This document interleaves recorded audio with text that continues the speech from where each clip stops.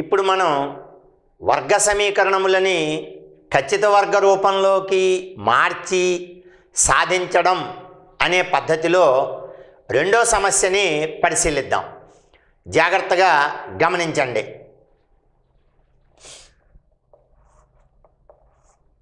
రెండు X square plus X minus 4 is equal to 0. ఇది మనకి ఇచ్చినటువంటి సమస్య. 2x square plus X minus 4 is equal to 0. ఇప్పుడు ఈ సమస్యని జాగ్రత్తగా పరిశీలిస్తే ఇందులో ఎక్స్ స్క్వేర్ యొక్క గుణకము +2 అయింది. అంటే దాని అర్థం ఇది ఒక సాధారణ వర్గ సమీకరణం. నేను ఇంతకుముందు సమస్యని సాధించడంలో చెప్పాను, ఏదైనా ఒక వర్గ సమీకరణాన్ని దానిలో ఉన్నటువంటి వర్గ సమాసాన్ని ఖచ్చిత వర్గ రూపంలోకి మార్చి సాధించేటప్పుడు మొట్టమొదటిసారిగా ఆ మొత్తం సమీకరణాన్ని ఎక్స్ స్క్వేర్ యొక్క గుణకము తోటి భాగించాలి. అంటే దాని అర్థం దాన్ని మోనిక్ వర్గ సమీకరణ రూపంలోకి మార్చాలి అని చెప్పాను. ఇప్పుడు మరి ఇక్కడ ఎక్స్ స్క్వేర్ యొక్క గుణకము +2 అయింది కాబట్టి దీన్ని మనం మోనిక్ వర్గ సమీకరణ రూపంలోకి మార్చాలంటే మొత్తం సమీకరణాన్ని ఇరువైపులా ఎంత పెట్టి భాగించాలి గమనించండి. వెరీ గుడ్, +2 పెట్టి భాగించాలి. అంటే దాని అర్థం ఆ సమీకరణంలో ఇరువైపులా ప్రతి పదాన్ని కూడా +2 తోటి భాగించాలి. ఓకే, నౌ ఇప్పుడు చూడండి. So 2x square by 2 plus X by 2 minus 4/2 equal to 0/2. మొత్తం సమీకరణాన్ని ఇరువైపులా +2 తోటి భాగించాం. దీన్ని ఇప్పుడు మనం సూక్ష్మీకరిద్దాం. చూడండి, ఇక్కడ ఈ రెండులో ఒకసారి క్యాన్సిల్ అవుతుంది. అలాగే ఇక్కడ ఉన్న 4లో 2 సార్లు క్యాన్సిల్ అవుతుంది. ఈ 0/2 అంటే దాని అర్థం 0 అని మీ అందరికీ తెలుసు కాబట్టి దీన్ని మనం సూక్ష్మ రూపంలో రాస్తే X square plus X by 2 minus 2 is equal to 0 అనే రూపంలోకి వచ్చింది. ఇప్పుడు మనం దీని తర్వాత స్టెప్లో ఏం చేయాలో నేర్చుకున్నాం. ఏమిటి? ఈ వర్గ సమీకరణంలో ఎడమ చేతి వైపున ఉన్నటువంటి ఈ వర్గ సమాసంలో ఈ స్థిరపదం -2ని కుడి చేతి పక్కకి మార్చాలి, అంతే కదా. కాబట్టి ఆ విధంగా మార్చి రాస్తే X square plus X by 2 is equal to -2 కాస్త +2 కింద మారుతుంది. అంటే దాన్నే మనం ఇరువైపులా +2 కలపండి అని కూడా చెప్పచ్చు. అప్పుడు ఈ -2 ఇక్కడ క్యాన్సిల్ అవుతుంది. 0 + 2 అంటే 2 అవుతుంది అన్నమాట. కాబట్టి ఇక్కడ ఈ రూపంలోకి మనం సమీకరణాన్ని మార్చుకున్నాం. ఇప్పుడు ఇక్కడ మనం a+b² సూత్రాన్ని అప్లై చేయాలా, లేక a-b సూత్రాన్ని a-b² సూత్రాన్ని అప్లై చేయాలా పరిశీలిస్తే ఇక్కడ మొదటి 2 పదాల మధ్యలోనూ ధన గుర్తుంది కాబట్టి మనం a+b² పరిగణిద్దాం. ఆ సూత్రాన్ని ఒకసారి జ్ఞాపకం చేసుకోండి. a+b² is equal to a² plus 2ab plus B square. ఇప్పుడు ఈ సూత్ర రూపంలోకి మనం ఈ ఎడమ పక్కన ఉన్నటువంటి సమాసాన్ని రప్పించాలి. మరి ఇక్కడ ఎన్ని పదాలు కనపడుతున్నాయి? 3 పదాలు కనపడుతున్నాయి. ఇక్కడ మాత్రం 2 పదాలే కనపడుతున్నాయి. ముందుగా ఈ 2 పదాలని ఈ మొట్టమొదటి 2 పదాల రూపంలోనూ రాసి ఆ తర్వాత 3వ పదం గురించి ఆలోచిద్దాం. అయితే ఇక్కడ ఒక అతి ముఖ్యమైనటువంటి విషయాన్ని మీకు చెప్తాను. అదేమిటంటే సాధారణంగా ఈ మొట్టమొదట ఏ స్క్వేర్ పదం ప్లేస్లో ఇక్కడ ఎక్స్ స్క్వేర్ పదం ఉంది కాబట్టి మనకి ఏ ఇబ్బంది లేదు. దీన్ని మనం ఎక్స్ స్క్వేర్ కింద రాసేయచ్చు. తర్వాత ప్లస్ గుర్తుంది కనుక ప్లస్ పెడదాం. ఇప్పుడు ఈ రెండవ పదం x/2ని మనం 2ab ప్లేస్లో రాయాలి. ఇక్కడ మనం చాలా జాగ్రత్తగా ఒక విషయాన్ని జ్ఞాపకం పెట్టుకోవాలి. ఈ x/2 స్థానంలో ఉన్నటువంటి ఏ పదాన్నైనా సరే ప్లస్ 2ab రూపంలోకి రాసే ముందర ఈ పదాన్ని లవహారాలు రెండింటినీ కూడా 2తో గుణించి 2తో భాగించడం అనే ఒక చిన్న పని చెయ్యాలి అని జ్ఞాపకం పెట్టుకోండి.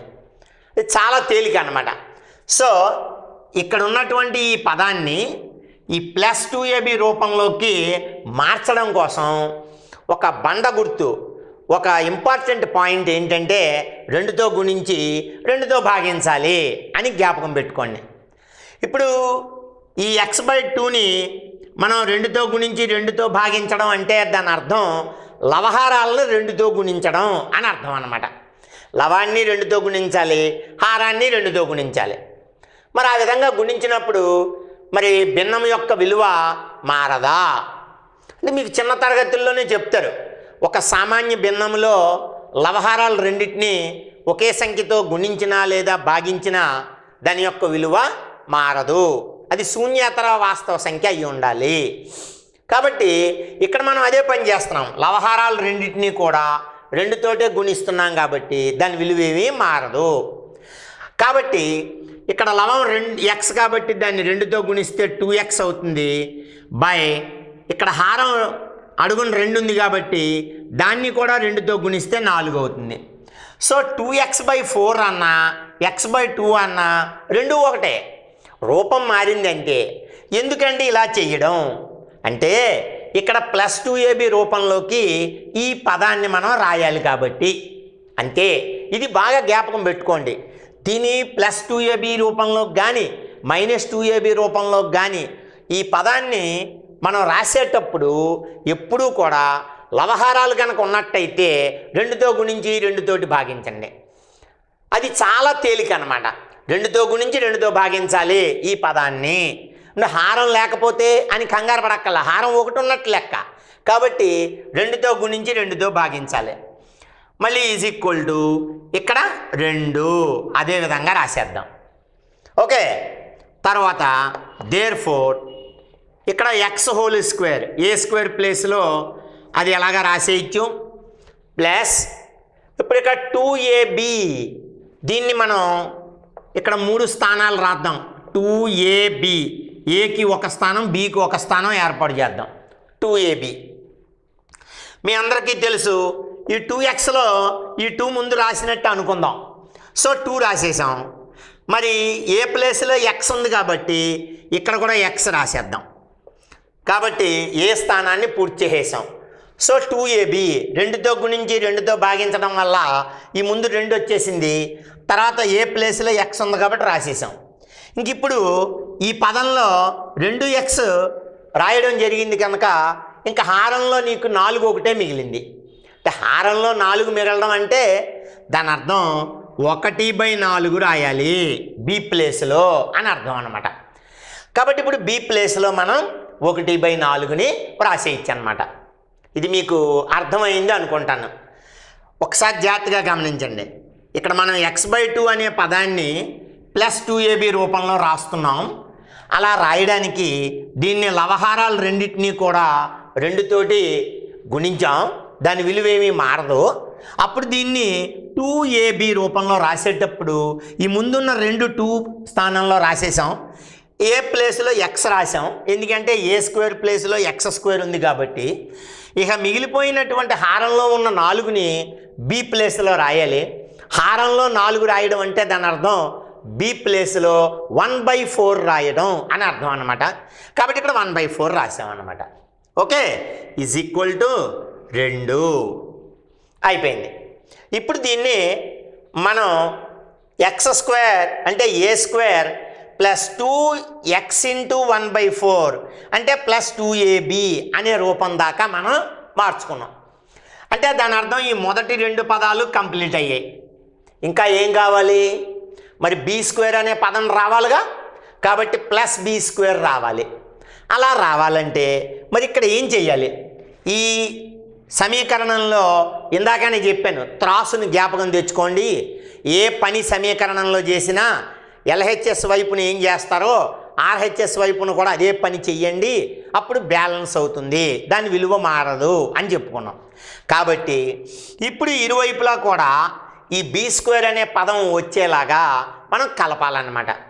అయితే ఈ బీ స్క్వేర్ అనేటటువంటి పదంలో బి ప్లేస్లో ఏముందో జ్ఞాపకం చేసుకోండి. మీకు ఇక్కడ రాస్తాను. ఏ ప్లేస్లో ఎక్స్ ఉంది, బి ప్లేస్లో 1/4 ఉంది. కాబట్టి ఈ బి ప్లేస్లో 1/4 ఉంది కనుక బి స్క్వేర్ ప్లేస్లో ఏం రాయాలి? 1/4 హోల్ స్క్వేర్ రాయాలన్నమాట. అంటే దాని అర్థం ఈ సమీకరణంలో ఇరువైపులా 1/4 హోల్ స్క్వేర్ కలిపినట్టయితే నీకు కావలసిన బి స్క్వేర్ పదం వచ్చేస్తుంది అన్నమాట. అది రాద్దామా? ఓకే, జాగ్రత్తగా గమనించండి. సో ఇప్పుడు ఈ సమీకరణంలో ఇరువైపులా 1/4 హోల్ స్క్వేర్ కలుపుదాం. జాగ్రత్తగా చూడండి. There four x whole square plus 2 into x into 1/4 plus ఇక్కడ మనం బి స్క్వేర్ పదం వచ్చేలాగా కలపాలి. అంటే 1/4 హోల్ స్క్వేర్. ఇక్కడ ప్లేస్ లేదు కనుక ఈజ్ ఈక్వల్ టు మనం 2 ప్లస్ 1/4 హోల్ స్క్వేర్ అని కింద రాస్తాను. ఓకే, సో ఇప్పుడు ఈ సమీకరణంలో ఇరువైపులా బి స్క్వేర్ అనే పదం వచ్చేలాగా 1/4 హోల్ స్క్వేర్ కలిపాం. ఎడం చేతి వైపున 1/4 హోల్ స్క్వేర్ కలిపాం, కుడి చేతి పక్కన కూడా 1/4 హోల్ స్క్వేర్ కలిపాం. దానివల్ల ఏ విధమైనటువంటి ఇబ్బంది లేదు, సమీకరణం తుల్యం అవుతుంది, అంటే ఇరువైపులా బ్యాలెన్స్ అవుతుంది అన్నమాట. ఓకే, ఇప్పుడు మనం దీన్ని జాగ్రత్తగా పరిశీలించండి. ఏ హోల్ స్క్వేర్ అంటే A square plus 2ab plus B whole square అంటే బి స్క్వేర్ అనే రూపంలోకి వచ్చేసింది. So A square plus 2ab plus B square. దాన్ని సంక్షిప్త రూపంలో ఎలా రాయాలి? A plus B whole square. అంటే ఇక్కడ ఏ ప్లేస్లో ఎక్స్ రాసుకుంటాం, బి ప్లేస్లో 1/4 రాసుకుంటాం. కాబట్టి ఆ రూపాన్ని ఇక్కడ రాసినట్టయితే ఎక్స్ ప్లస్ 1/4 హోల్ స్క్వేర్ అని రాస్తాం అనమాట. ఏ ప్లస్ బి హోల్ స్క్వేర్ రూపంలోకి వచ్చేసింది. అంటే వర్గ సమీకరణంలో ఆ సమీకరణానికి ఎడం చేతి పక్కన ఉన్నటువంటి వర్గ సమాసాన్ని మనం ఖచ్చిత వర్గ రూపంలోకి మార్చేసామన్నమాట. ఓకే, అర్థమైందా? ఇప్పుడు ఈజ్ ఈక్వల్ టు మరి కుడి చేతి పక్కన ఉన్న రూపాన్ని కూడా మనం సూక్ష్మీకరించాలి కదా, సూక్ష్మీకరిద్దాం. ఇక్కడ 2 ప్లస్ 1/4 హోల్ స్క్వేర్ అంటే ఇక్కడ 1 హోల్ స్క్వేర్ అంటే 1/4 హోల్ స్క్వేర్ అంటే 4 16. సో ఇక్కడ 1/4 హోల్ స్క్వేర్ అంటే 1/16 అని అర్థం అన్నమాట. ఇప్పుడు మనం దీన్ని ఇంకా సూక్ష్మీకరించాలి. చూడండి, there four x plus 1/4 whole square is equal to ఇక్కడ 2 ప్లస్ 1/16 అని ఉంది. అంటే దీన్ని మనం ఎలా అర్థం చేసుకోవాలి? 2/1 అని అర్థం చేసుకోవాలి. 2/1 ప్లస్ 1/16. అంటే అప్పుడు ఇక్కడ హారంలో 1 ఉన్నట్టు ఇక్కడ 16 ఉన్నట్టు, ఆ రెండింటికి కాసాకు కట్టి కలపాలి, ఎల్సిఎం అన్నమాట. కాబట్టి దాన్నే మనం ఎలా సింపుల్గా చెప్తామంటే ఈ 16 తోటి ఈ 2ని గుణించి ఆ వచ్చిన దానికి 1 కలిపితే సరిపోతుంది. కాబట్టి కాసాకు కట్టి కలపడం అంటే దాని అర్థం అదే అన్నమాట. 1 ఉన్నది కాబట్టి. అదే వేరే ఇతర సంఖ్య ఉంటే మాత్రం కంపల్సరీగా కాసాగు ఎల్సిఎం కట్టి చూపించాలన్నమాట. సో ఇప్పుడు 2 16లు 32, దానికి 1 కలిపితే 33/16. కాబట్టి 2 + 1/16 అంటే ఈ 16 తోటి 2ని మల్టిప్లై చేస్తే 2 16లు 32 + 1 అంటే 33/16. అంటే కాసాకు కట్టి కలిపామన్నమాట. 1కి 16కి కాసాగు 16 కాబట్టి ఇది సాధ్యమైంది అనమాట. అలా కాకుండా 2 కింద ఏదో 5 కానీ 4 కానీ 2 కింద 5 కానీ 3 కానీ 7 కానీ ఇతర సంఖ్యలు ఏమైనా ఉంటే కంపల్సరీగా మనం ఇక్కడ కాసాగు కట్టి చూపించాలన్నమాట. ఓకే, ఇది ఇప్పుడు ఇందాకట్లాగే ఇక్కడ చూడండి, ఎడమ చేతి వైపున హోల్ స్క్వేర్ ఫారం అంటే ఖచ్చిత వర్గ రూపం వచ్చింది. ఇప్పుడు మరి దీన్ని సాధించాలంటే దీన్ని రేఖీయ సమీకరణ రూపంలోకి మార్చాలి. అంటే మనకి ఎక్స్ కావాలి, హోల్ స్క్వేర్ అక్కర్లేదు. కాబట్టి ఇరువైపులా ఏం కనుక్కోవాలి? వర్గమూలం కనుక్కోవాలి. కాబట్టి ఇరువైపులా వర్గమూలం కనుక్కుంటే మనకి ఇక్కడ X plus 1/4 is equal to, అంటే ఈ పైన ఉన్న హోల్ స్క్వేర్ క్యాన్సిల్ అయిపోతుంది అన్నమాట. వర్గమూలం కట్టాం కాబట్టి ఎక్స్ ప్లస్ 1/4 వస్తుంది. మరి యువతల పక్కన మరి 33/16 కూడా వర్గమూలం కట్టాలిగా. దానికి వర్గమూలం కడితే +√33/16 ఇది మనకు వచ్చినటువంటి ఫలితం అన్నమాట. సో యువతల పక్కనేమో ఎక్స్ ప్లస్ 1/4 హోల్ స్క్వేర్ ఉంది, దానికి వర్గమూలం కట్టాం, అప్పుడు ఎక్స్ ప్లస్ 1/4 వచ్చింది. ఎందుకు ఆ విధంగా వర్గమూలం కట్టాలో చెప్పాను. ఎందుకంటే మనకు కావలసిన విలువ ఎక్స్, మనకి ఎక్స్ స్క్వేర్ కాదు. కాబట్టి ఈ పైన ఉన్నటువంటి వర్గాన్ని తొలగించాలి. కాబట్టి దానికి వ్యతిరేకమైన ప్రాసెస్ చెయ్యాలి. వర్గం చేయడం అనే పద్ధతికి వ్యతిరేకం వర్గమూలం కనుక్కోవటం. కాబట్టి ఇరువైపులా వర్గమూలం కనుక్కున్నాం. సో దీన్ని ఎక్స్ ప్లస్ 1/4 రూపంలోకి తీసుకొచ్చాం. ఈజ్ ఈక్వల్ టు దీనికి కూడా వర్గమూలం కట్టాం. సాధారణంగా ఏదైనా ఒక సంఖ్యకి వర్గమూలం కట్టినప్పుడు అది ముందు ప్లస్ ఆర్ మైనస్ ఎందుకు పెడతాం? ఎందుకంటే ఒక ధన సంఖ్యని మనం వర్గం చేసిన ధన సంఖ్య వస్తుంది, అలాగే రుణ సంఖ్యని మనం వర్గం చేసిన ధన సంఖ్య వస్తుంది. ఎలాగో జ్ఞాపకం పెట్టుకోండి. +3 whole square is equal to 9, -3 whole square is equal to 9. అంటే దాని అర్థం 9కి 2 వర్గమూలాలు ఉంటాయి, +3 -3ను. అందులో +3ని ప్రధాన వర్గమూలము అని పిలుస్తాం. జనరల్గా చిన్న తరగతుల్లో వర్గమూలం రాసేటప్పుడు 1 రాస్తాం, అంటే √9 ఈజ్ ఈక్వల్ టు 3 అని రాసేస్తారు. అది నిజానికి అలా రాయకూడదు. ఇక్కడ పెద్ద తరగతుల్లోకి వచ్చేటప్పటికి మరి 2 వర్గమూలాలు పేర్కోవాలి. ఎందుకంటే ఇక్కడ సమీకరణానికి మరి 2 మూలాలు రాయాలి కదా. అందుకని ఇప్పుడు ఉదాహరణకి √9 అని ఉందనుకోండి, దానికి ఎలా రాయాలి? +or-3 అని రాయాలన్నమాట. ఇక్కడ కూడా మనం అదే రాసాం. ఇంకా సూక్ష్మీకరించాలా? ఓకే, ఇంకా ఉంది. ఏమిటది? ఈ +1/4ని మనం కుడి చేతి పక్కకి మార్చాలి. అప్పుడు ఏమవుతుందో చూడండి. దేర్ఫోర్ ఇక్కడ చేస్తాను, ఇంకా కొంచెం పైకి ఇక్కడ చేస్తాను. ఎక్స్ ఈజ్ ఈక్వల్ టు ఈ +1/4ని అటు పట్టుకెళ్తే అది -1/4 అవుతుంది. తర్వాత +or- అలాగే ఉంటుంది. తర్వాత ఈ √33/16 అని ఉంది. ఇందులో ఈ 33కి వర్గమూలం మనం కనుక్కోలేము, అది ఖచ్చిత వర్గం కాదు. కాబట్టి √33 అలాగే రాస్తాం. బై 16కి మాత్రం వర్గమూలం 4 అని రాస్తాం అన్నమాట. సో ఇక్కడ మనం దీన్ని కొద్దిగా సూక్ష్మీకరిస్తే ఎక్స్ ఈజ్ ఈక్వల్ టు -1/4, అంటే ఈ +1/4ని కుడి చేతి పక్కకి పరివర్తన చేసామన్నమాట. అప్పుడు ఇది -1/4 అవుతుంది. +or-√33/4 అనమాట. ఇప్పుడు దీన్ని ఇక్కడ చూడండి, ఈ 2 భిన్నాల్లోనూ కూడా కసాగు 4 ఉంది, హారం కాబట్టి కసాగు 4 అవుతుంది. కాబట్టి మనం ఇక్కడ ఏం రాయొచ్చు? హోల్ బై 4 అని రాసి ఈ పైన ఉన్నటువంటి పదాలను కలిపి రాస్తే -1 plus or minus square root of 33.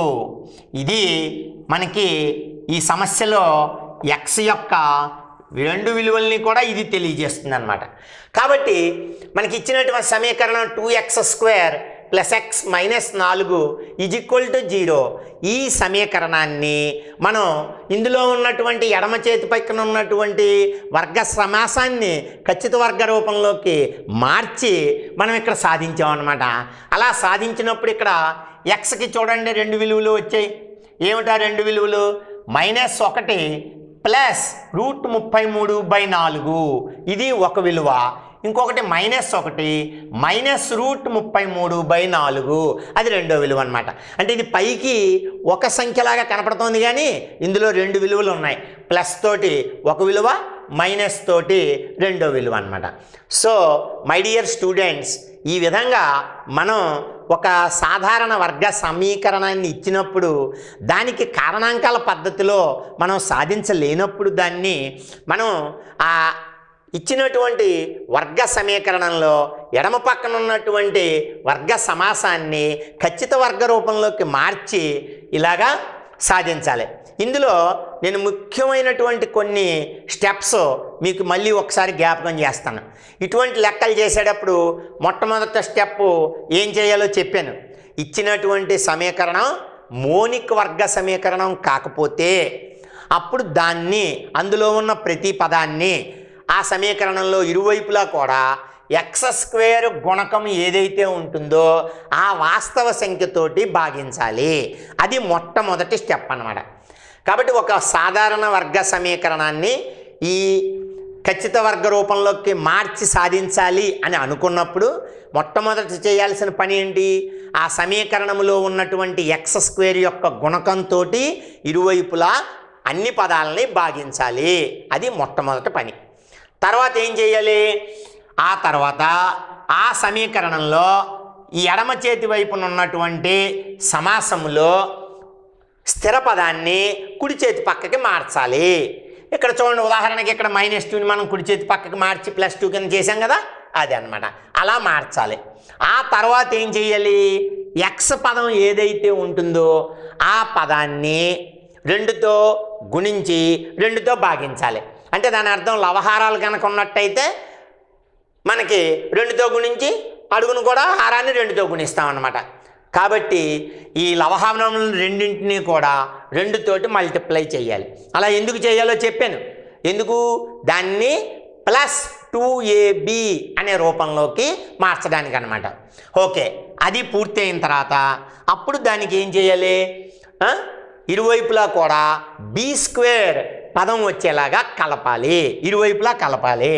అప్పుడు మనకి సమీకరణం తుల్యమవుతుంది, అంటే బ్యాలెన్స్ అవుతుంది అని చెప్తాం అన్నమాట. ఓకే, అప్పుడు దాన్ని ఈ రూపంలోకి వచ్చిన తర్వాత దానికి సూటబుల్ ఫార్ములా, ఇక్కడ మైనస్ ఉంటే a-b² రూపంలో రాయాలి, ఇక్కడ ప్లస్ ఉంటే a+b² రూపంలో రాస్తాం. ఆ విధంగా రాసి దాన్ని ఇరువైపులా వర్గమూలం కనుక్కుని దాన్ని రేఖీయ సమీకరణ రూపంలోకి ఏర్పాటు చేసి దాన్ని సాధించి x యొక్క విలువని తెలుసుకుంటాం అన్నమాట. కాబట్టి ఈ ప్రాబ్లంని జాగ్రత్తగా పరిశీలించండి. మళ్ళీ ఇంకో ప్రాబ్లం మనం సాధిద్దాం. అప్పుడు మీకు ఇంకా కొంచెం క్లియర్ అవగాహన, స్పష్టమైన అవగాహన ఈ పద్ధతి మీద వస్తుంది. Thank you. ఇప్పుడు మనం ఈ ఖచ్చిత వర్గ రూపంలో వర్గ సమీకరణములను సాధించడం అనే పద్ధతిలో మరొక సమస్యని పరిశీలిద్దాం. జాగ్రత్తగా గమనించండి. మూడో సమస్య, 3x² - x + 5 = 0. ఇది మనకిచ్చినటువంటి వర్గ సమీకరణం. దీన్ని మీరు కొంచెం వివరంగా పరిశీలిస్తే మామూలుగా మనం కారణాంక పద్ధతిలో దీన్ని సాధించడం సాధ్యం కాదు.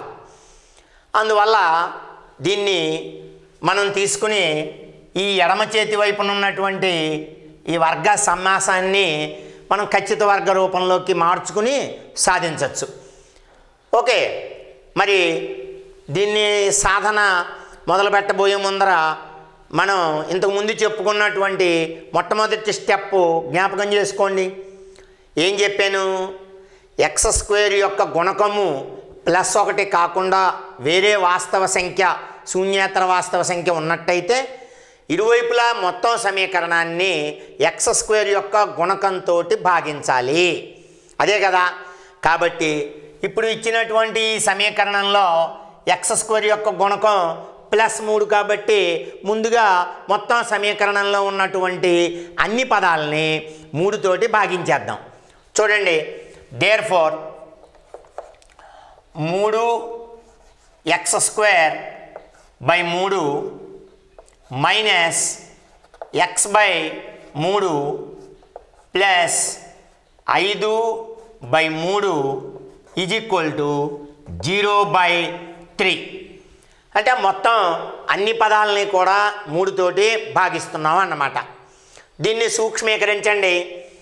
ఈ 3 ఇక్కడున్న 3లో ఒకసారి క్యాన్సిల్ అవుతుంది. ఇంకెక్కడా కూడా పూర్తి సూక్ష్మీకరణ సాధ్యం కాదు. అందువల్ల దీన్ని ఏ విధంగా రాసుకోవాలి మనం?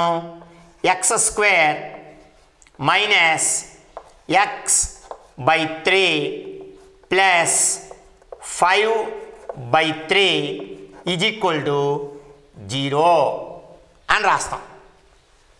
ఏదైనా అనుమానం ఉందా? ఓకే, ఈ విధంగా రాస్తాం. ఇప్పుడు ఏం చేయాలో మీకు చెప్పాను. రెండో స్టెప్లో ఈ భాగహారం పూర్తి అయిన తర్వాత సెకండ్ స్టెప్లో ఏం చేయాలని చెప్పుకున్నాం?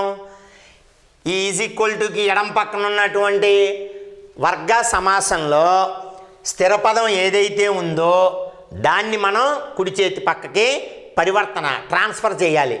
ఓకే, అలా మారితే ఏమవుతుంది? అప్పుడు x² minus x/3 is equal to minus 5/3 అవుతుందన్నమాట. జాగ్రత్తగా గమనించండి. x² minus x/3 is equal to minus 5/3. అంటే ఈ +5/3ని మనం కుడి చేతి పక్కకి మార్చామన్నమాట. లేక ఇరువైపులా -5/3 కలపండి అని చెప్పినా ఒకటే. నెక్స్ట్, మరి తర్వాత స్టెప్లో ఏం చేయాలో చెప్పాను మీకు. ఏం చేయాలని చెప్పాను? ఇప్పుడు మరి ఈజ్ ఈక్వల్ టుకి ఎడం పక్కన ఉన్నటువంటి ఈ సమాసాన్ని మనం ఖచ్చిత వర్గ రూపం అంటే a+b² కానీ లేక a-b² రూపంలో కానీ మనం మార్చాలి. జాగ్రత్తగా గమనిస్తే ఇక్కడ రెండు పదాలకి మధ్యలో మైనస్ గుర్తుంది చూడండి. కాబట్టి మనం సింపుల్గా ఈ సూత్రాన్ని జ్ఞాపకం తెచ్చుకోండి. a-b² is equal to a² minus 2ab plus b². ఇది అన్నమాట. అంటే ఇక్కడ కామన్ సెన్స్ చిన్న విషయం ఏంటంటే ఈ రెండు పదాల మధ్యలోనూ మైనస్ ఉంది కాబట్టి మనం a² minus 2ab plus b² అనే రూపాన్ని ఇక్కడ మనం తీసుకోవడం జరిగిందనమాట. ఇందాక ప్లస్ ఉంది కాబట్టి a² ప్లస్ 2ab ప్లస్ b²ని తీసుకున్నాం. ఓకే, చిన్న విషయాన్ని మీరు జ్ఞాపకం పెట్టుకోవాలి. సో ఇప్పుడు ఈ మొట్టమొదటి a² ఉన్నటువంటి ప్లేస్లో ఇక్కడ x² ఉంది కాబట్టి ఇంకా మనం ఏ విధమైన ఇబ్బంది పడక్కల్లా. అయితే మరి ఇక్కడ -2ab స్థానంలో ఇక్కడ ఎవరున్నారు? -x/3 ఉంది కాబట్టి దాన్ని ఇప్పుడు మనం -2ab రూపంలోకి మనం రాసుకోవాలి. ఆ 2ab రూపంలోకి రాయాలంటే ఇందాక మీకు ఒక చిన్న టెక్నిక్ చెప్పాను. ఏమిటది? మనకి ఇచ్చినటువంటి ఈ పదంలో లవహారాలు ఉన్నట్టయితే వాటిని మనం 2తో గుణించి 2తో భాగించాలి. అలా మనం చేసినప్పుడు అంటే లవాన్ని 2తో గుణిస్తాం, హారాన్ని కూడా 2తో గుణిస్తాం అన్నమాట. అంటే ఆ సంఖ్యని మనం తీసుకుని లవహారాలు తీసుకున్నప్పుడు అందులో లవహారాలు రెండింటినీ ఒకే సంఖ్యతోటి గుణించిన లేదా భాగించిన దాని విలువ మారదు. కాబట్టి మనం ఇక్కడ xని 2తో గుణిస్తాం, 3ని కూడా 2తోటి గుణిస్తాం అన్నమాట. చూడండి అప్పుడు ఏం జరుగుతుంది, ఎక్స్ హోల్ స్క్వేర్ అంటే ఏ స్క్వేర్ అనే పదం వచ్చేసింది, మైనస్ లవాన్ని అంటే ఎక్స్ని 2తో గుణిస్తే 2x అవుతుంది, అలాగే 3ని హారాన్ని 2తో గుణిస్తే 6 అవుతుంది, 3 2 6 ఈజ్ ఈక్వల్ టు ఈ -5/3 ఏ మార్పు చెందదు, అలాగే ఉంటుంది. ఓకే, ఇప్పుడు దీన్ని మనం ఈ -2ab రూపంలో రాద్దాం, విడగొట్టి రాద్దాం. జాగ్రత్తగా చూడండి, ఏ స్క్వేర్ అంటే ఎక్స్ స్క్వేర్ మైనస్ ఇక్కడ ముందర 2 ఉంది కాబట్టి ఇక్కడ 2 రాసేసుకుందాం. ఏకేమో ఒక ప్లేసు, బీకేమో ఒక ప్లేసు ఏర్పాటు చేద్దాం. ఇక్కడ ఏ ప్లేస్లో ఎవరిని రాయాలి, ఇక్కడ ఏ స్క్వేర్ ప్లేస్లో ఎక్స్ స్క్వేర్ ఉంది కాబట్టి ఏ ప్లేస్లో ఇక్కడ ఉన్నటువంటి ఎక్స్ని రాసేస్తాం. అప్పుడు 2x ఇక్కడ మనకి సరిపోయింది. ఇంకా హారంలో మనకి 6 ఒకటే మిగిలింది, అంటే హారంలో ఉన్నటువంటి 6ని మనం బి ప్లేస్లో రాయాలి. అంటే దాని అర్థం హారంలో 6 అంటే 1/6 అనమాట, ఎందుకంటే 11లో 1 ఉన్నట్టు లెక్క. సో 1/6.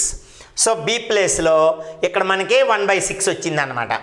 ఈజ్ ఈక్వల్ టు ఈ -5/3 అందులో మార్పు ఏమీ ఉండదు. చూసుకోండి, ఇప్పుడు ఏ స్క్వేర్ -2ab అనే రూపంలోకి ఈ మొట్టమొదట ఈ 2 పదాలని మనం రాబట్టగలిగామన్నమాట. అంటే ఇచ్చినటువంటి వర్గ సమీకరణంలో ఎడం చేతి పక్కన ఉన్నటువంటి వర్గ సమాసంలో ఈ 2 పదాలని మనం తీసుకొచ్చామన్నమాట. మరి ఇంకా ఇక్కడ ఏ పదం లోపించింది, +b² లోపించింది. కాబట్టి ఇప్పుడు ఇక్కడ కూడా మనం ఆ b² పదం వచ్చేలాగా మనం చెయ్యాలి. నేను మీకు ఇందాకనే చెప్పాను, ఇక్కడ ఏ ప్లేస్లో ఎక్స్ ఉంది, ఇక్కడ బి ప్లేస్లో 1/6 వచ్చింది. కాబట్టి b² ప్లేస్లో మరి ఎంత రాయాలో ఒక్కసారి ఆలోచించండి. బి ప్లేస్లో 1/6 వచ్చింది కాబట్టి 1/6 వచ్చింది కాబట్టి b² ప్లేస్లో ఏం రాయాలి, వెరీ గుడ్, 1/6 హోల్ స్క్వేర్ రాయాలి. అంటే దాని అర్థం ఈ సమీకరణంలో ఇరువైపులా b² పదం అంటే 1/6 హోల్ స్క్వేర్ని మనం కలపాలన్నమాట. అలా కలపడం వల్ల ఈక్వేషన్ బ్యాలెన్స్ అవుతుంది, అంటే సమీకరణం సమతుల్యం అవుతుంది అన్నమాట. ఆ త్రాసు ఎగ్జాంపుల్ని ఒకసారి జ్ఞాపకం చేసుకోండి. కాబట్టి మనం ఇరువైపులా ఇప్పుడు ఈ b² అనే పదం రావాలి కనుక దాన్ని ఏర్పాటు చేద్దాం.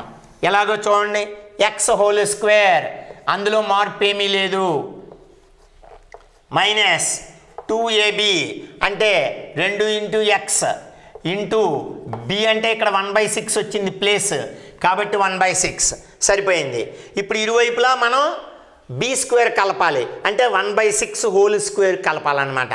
కాబట్టి +1/6 whole square is equal to మరి ఈజ్ ఈక్వల్ టు అవతల పక్కన -5/3 ఆల్రెడీ ఉంది, దానికి కూడా 1/6 హోల్ స్క్వేర్ కలపాలి సమతుల్యం చేయడానికి. So -5/3 plus 1/6 whole square. ఇప్పుడు జాగ్రత్తగా పరిశీలించండి, ఇరువైపులా సమీకరణం సమానమైన పదాలు కలిపామా లేదా, డెఫినెట్గా కలిపాం. ప్లస్ ఇక్కడ 1/6 హోల్ స్క్వేర్ కలిపాం, అలాగే ఇక్కడ కూడా 1/6 హోల్ స్క్వేర్ కలిపాం. ఇలా చేయడం వల్ల సమీకరణం యొక్క రూపం మారుతుంది, అంతేగాని విలువేమీ మారదు. అది మీరు బాగా అర్థం చేసుకోవాలి. ఓకే, ఇప్పుడు చూడండి, ఈ 3 పదాలని జాగ్రత్తగా గమనించండి. a² -2ab ప్లస్ b² అనే రూపంలోకి వచ్చేసింది. కాబట్టి దీన్ని మనం సూక్ష్మీకరించి మనం సూక్ష్మ రూపంలో రాస్తే a² -2ab ప్లస్ b²ని మనం ఏ విధంగా సూక్ష్మ రూపంలో రాయొచ్చు, a - b హోల్ స్క్వేర్. కాబట్టి ఇక్కడ ఏ ప్లేస్లో ఎక్స్ -b ప్లేస్లో 1/6 హోల్ స్క్వేర్ అని రాసుకోవచ్చు అన్నమాట. ఇది మీకు ఆ సూత్రాన్ని జ్ఞాపకం తెచ్చుకుని దీన్ని రాయాలన్నమాట. ఓకే, ఇప్పుడు మనం మరి కుడి చేతి పక్కన ఉన్న దాన్ని కూడా సూక్ష్మీకరిస్తే -5/3 ప్లస్ 1/6 హోల్ స్క్వేర్ అంటే దాని అర్థం 1/36. 1 హోల్ స్క్వేర్ అంటే 1, 6ని వర్గం చేస్తే 36, 6 × 36. ఇది మనకి విలువ అన్నమాట. ఇప్పుడు దీన్ని ఇంకా సూక్ష్మీకరించాలి, చూద్దాం. Therefore X minus 1/6 whole square is equal to, ఇక్కడ జాగ్రత్తగా గమనించండి, మీకు ఇందాకనే చెప్పాను, ఇక్కడ 1 ఉంటే మనకి ఇబ్బంది ఏమీ లేదు, కానీ ఇక్కడ 3 ఉంది కాబట్టి ఈ హారంలో 3, ఇక్కడ హారంలో 36 ఉన్నాయి కాబట్టి భిన్నముల్లో ఈ రెండింటికి మనం కాసాగు కట్టాలి. కాసాగు కట్టేటప్పుడు మీకు ఆ రూల్స్ అన్నీ కూడా చిన్న తరగతుల్లో చెప్తారు. ఇక్కడ చాలా ఈజీ, ఇక్కడ చాలా సులభం. ఎలాగంటే ఈ 3 అనే సంఖ్య 36లో అది క్యాన్సిల్ అవుతుంది, అంటే పోతుంది. కాబట్టి ఇక్కడ 3కి 36కి మనం కాసాగు కట్టవలసిన అవసరం లేదు, 36 కాసాగు అయిపోతుంది. కాబట్టి ఈ 3 అనే సంఖ్య 36లో క్యాన్సిల్ అవుతుంది, పోతుంది. కాబట్టి 36 కాసాగు అయిపోతుంది. సో ఇక్కడ మనం ఈ రెండు భిన్నాలని కలిపేటప్పుడు కాసాగు 36 రాసుకోవచ్చు. మరి ఈ కలిపే విధానం కూడా మీరు జ్ఞాపకం చేసుకోండి. ఈ మొట్టమొదట ఈ 3ని తీసుకుని ఈ 36లో ఎన్నిసార్లు పోతుందో మనం లెక్క పెట్టాలి. సో 3 36లో ఎన్నిసార్లు పోతుంది? 12వ ఎక్కం లేక 3వ ఎక్కం. 3 12లు 36, అంటే 12 సార్లు పోతుంది. కాబట్టి ఆ 12 తోటి ఈ -5ని మల్టిప్లై చేయండి, అంటే -12 5లు 60 అవుతుంది అన్నమాట. సో ఈ 3 36లో కాసాగులో 12 సార్లు పోతుంది కాబట్టి 12 5లు 60. ఇక్కడ మైనస్ ఉంది కాబట్టి మైనస్ పెట్టాను, మధ్యలో ప్లస్. మరి ఇక్కడ 36 ఉంది, 36లో ఒక్కసారే పోతుంది కాబట్టి 1 1. ఇప్పుడు దీన్ని మనం సూక్ష్మీకరించాలన్నమాట. So there four x minus 1/6 whole square is equal to -60 + 1. ఆ రెండింటినీ కలిపితే ఎంత వస్తుందో తెలుసు కదా. ఓకే, -59/36. ఇది దీని యొక్క సూక్ష్మీకరణ ఫలితం అన్నమాట. సో -60 + 1 అంటే -59/36. ఇప్పుడు మనం ఇరువైపులా మరి ఏం కనుక్కోవాలి? జ్ఞాపకం చేసుకోండి, వర్గమూలం కనుక్కోవాలి. ఎందుకని? మరి ఇక్కడ ఎక్స్ హోల్ స్క్వేర్ ఉంది, మనకి ఎక్స్ విలువ కావాలి. అంటే దీన్ని ఇప్పుడు మనం రేఖీయ సమీకరణ రూపంలోకి మార్చి సాధించాలి. అలా సాధించాలంటే ఇరువైపులా వర్గమూలాన్ని కనుక్కోవాలి. అలా కనుక్కున్నప్పుడు ఇరువైపులా వర్గమూలం కనుక్కున్నప్పుడు ఇక్కడ మనకి ఈ హోల్ స్క్వేర్ అనేది తొలగించబడుతుంది, అంటే ఎక్స్ మైనస్ 1/6 మిగులుతుంది అన్నమాట. Is equal to +or square root of -59/36. అది కాబట్టి యువతలో ఉన్నటువంటి ఈ వాస్తవ సంఖ్యకి మనం వర్గమూలం కడతాం, అప్పుడు +or - రాయాలని చెప్పాను. Square root of -59/36. దీన్ని ఇప్పుడు మనం సూక్ష్మీకరించాలన్నమాట. అయితే ఈ సూక్ష్మీకరణలో చూడండి, పైన -59 ఉంది, దానికి స్క్వేర్ రూట్ అనేది కనుక్కోవడం సాధ్యం కాదు. ఎందుకంటే వర్గమూలం అనేది ఎప్పుడు కూడా ధన సంఖ్యలకే సాధ్యం అవుతుంది, ధనవాస్తవ సంఖ్యలకి మాత్రమే సాధ్యం అవుతుంది. రుణవాస్తవ సంఖ్యలకి వర్గమూలాలు కనుక్కోవడం సాధ్యం కాదు. అటువంటి వాటిని ఏమని పిలుస్తామంటే కల్పిత సంఖ్యలు అంటాం. అంటే వర్గమూలం లోపల రుణ సంఖ్య కనుక వచ్చినట్టయితే స్క్వేర్ రూట్ ఆఫ్ మైనస్, ఇక్కడ 59 వచ్చింది, దాన్ని ఏమని పిలుస్తామంటే స్క్వేర్ రూట్ ఆఫ్ -59ని మనం కల్పిత సంఖ్య అంటాం అన్నమాట. అంటే ఈ యొక్క సమీకరణంలో మనకి సాధనలు అంటే సాధన కల్పిత సంఖ్య వస్తుంది అన్నమాట. అందువల్ల దీన్ని ఏ విధంగా రాయాలో మీకు ఇక్కడ చూపిస్తాను.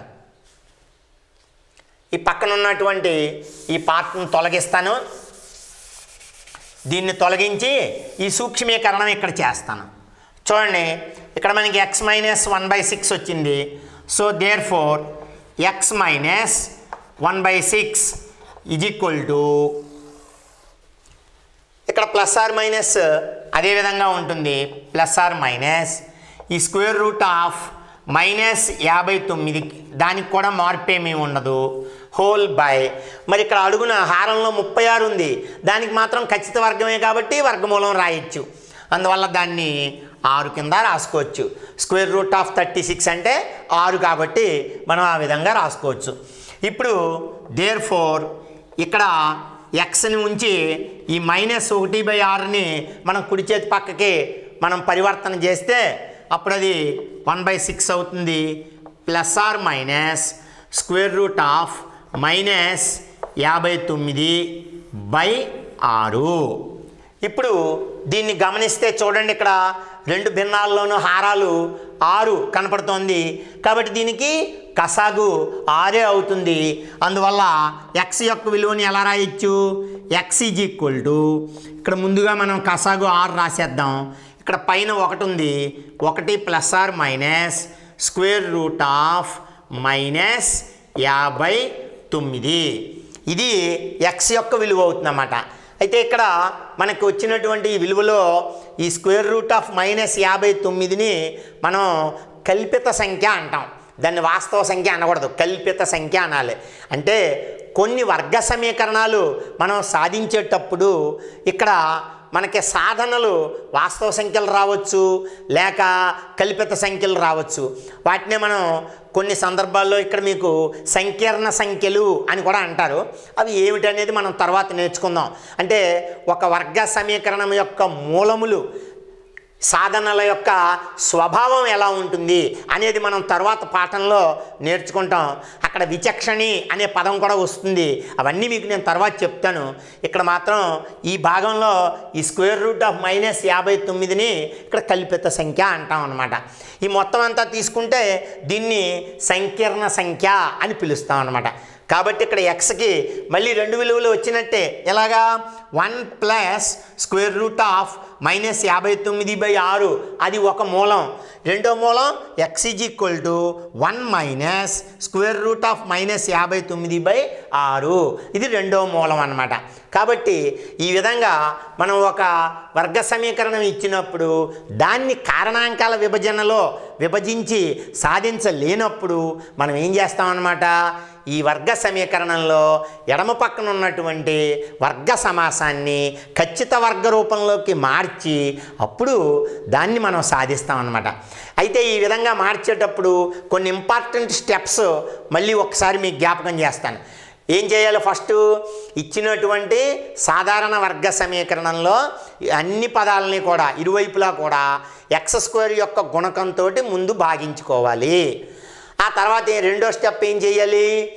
అందులో ఉన్నటువంటి స్థిర పదాన్ని ఎడమవైపు నుంచి కుడివైపుకి పరివర్తన చేసుకోవాలి. ఆ తర్వాత ఏం చేయాలి? 2ab అనే పదం రావడానికి ఆ x ఉన్నటువంటి పదాన్ని తీసుకుని దాన్ని లవహారాలు రెండింటినీ కూడా 2తోటి గుణించాలి. ఈ 3 స్టెప్స్ కనుక మీరు బాగా జ్ఞాపకం పెట్టుకుంటే మీరు చాలా తేలిగ్గా ఈ యొక్క లెక్కల్ని, ఈ సమస్యల్ని మీరు సాధించగలుగుతారు. ఇందులో మీకు ఏదైనా ఇబ్బంది కానీ లేకపోతే అవగాహన అవ్వకపోవడం కానీ జరిగితే మీరు తప్పనిసరిగా మళ్ళీ మీ ఉపాధ్యాయుల్ని కనుక్కోండి. లేదా నేను ఈ పాఠంలో ఫోన్ నెంబర్ కూడా మీకు ఇవ్వడం జరిగింది. కాబట్టి దానికి మీరు ఫోన్ చేస్తే మీకున్న డౌట్ని నేను క్లారిఫై చేస్తాను. Okay, thank you.